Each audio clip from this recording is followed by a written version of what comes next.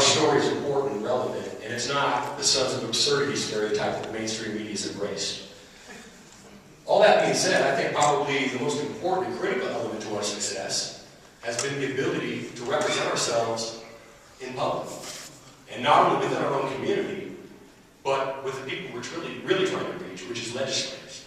The law can't change unless you reach and communicate directly with legislators. So those relationships are important. I think the only way to do that is to have effective public speaking skills.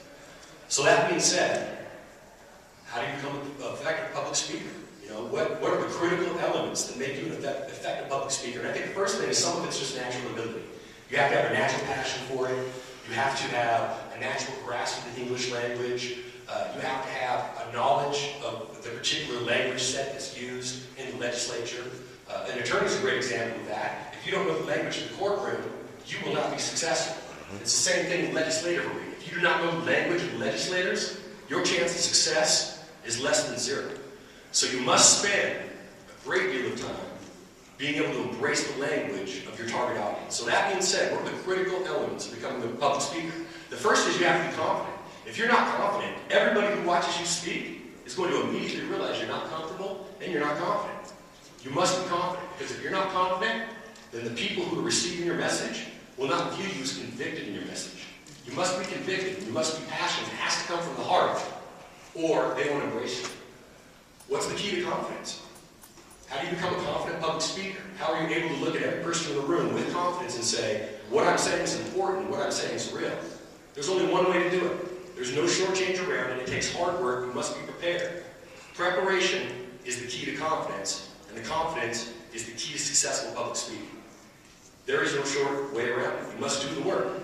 Similar to an attorney, if you don't do all the case research, and you don't do all the critical background witness preparation, then you won't be successful in court.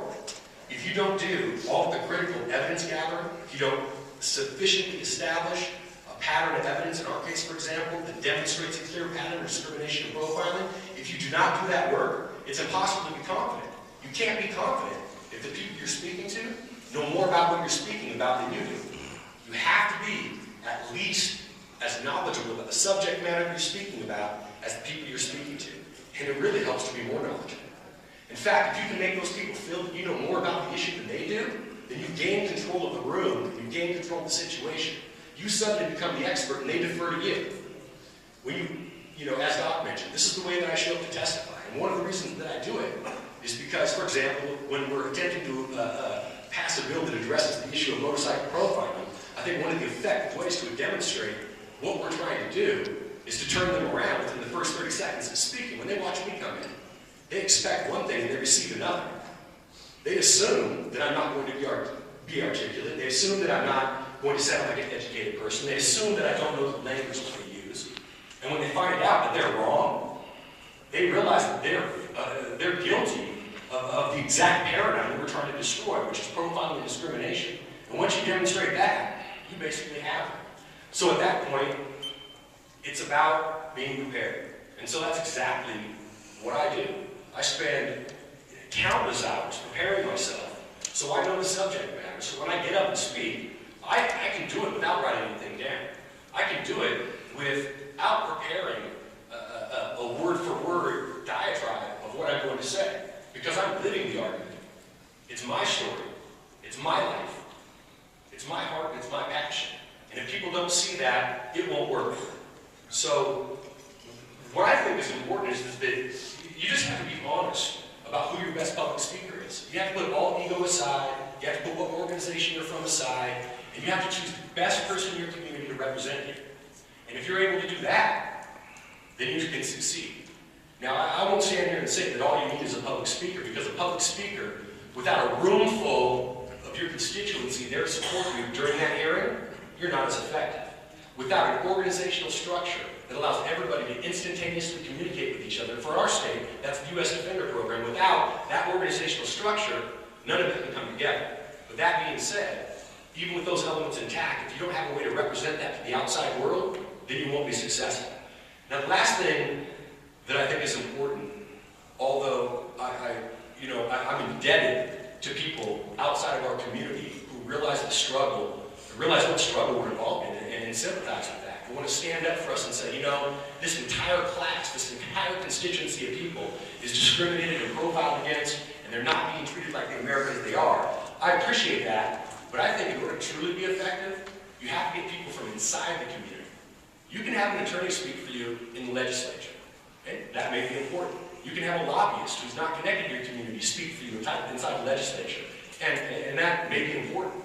But it is nowhere near as relevant or important than someone from within that community who's living the story and who is part of the story. When I say motorcyclists are discriminated against, I'm saying I'm discriminated against.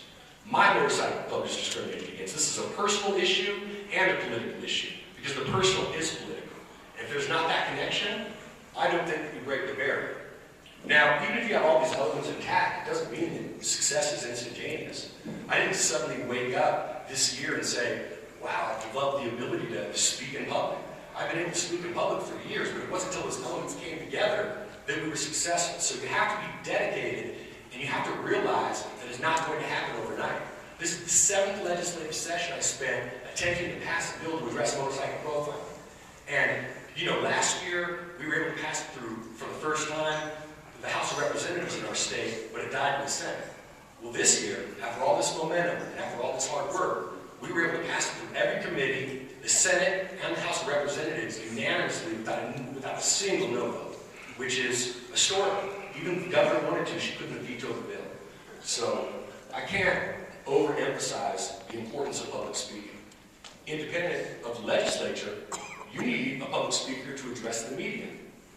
If a story comes out that indicts your organization, for example, we took a picture with the governor when the bill was signed. The headlines the next day were, governor takes a picture with a cop killer. What they failed to tell you is that my brother, who was forced to defend himself, who was actually a victim, was the victim of the largest police scandal in the history of Portland. And because we were able to immediately respond to that in an articulate fashion, and we were able to provide interviews with Austin Jenkins from NPR, for example, we were able to respond and turn that story around.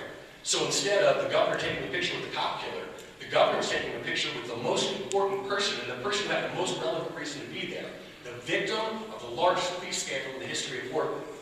They entered our house with an illegitimate warrant and planted drugs in our clubhouse. What would you do if someone came into your house with no warrant to plant drugs on you with their gun drawn to kill you? You would defend your home, like any American would. So, with effective public speaking, not only can you communicate with the legislature, but you can respond to the media.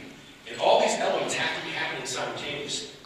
What we've done in the state of Washington, and I'm sure every state needs to adapt to their particular realities, but what we've done is we've streamlined all of our public communication to a spokesperson, which is I, or our attorney, which is Martin Fox.